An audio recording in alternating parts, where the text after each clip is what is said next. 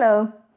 How to say in Estonian, I would like to, you would like to, he would like to. In Estonian we need the ending ks to express it. Tahaks, would like. Maksaks, would pay. Ostaks, would buy. You have to take the end of the I form away. You take away N and instead of that put the ending ks. Ma tahaks, I would like to. Sa tahaks, you would like to.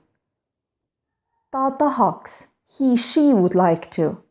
Me tahaks, we would like to. Te tahaks, you would like to. Nad tahaks, they would like to. Let's look at some examples.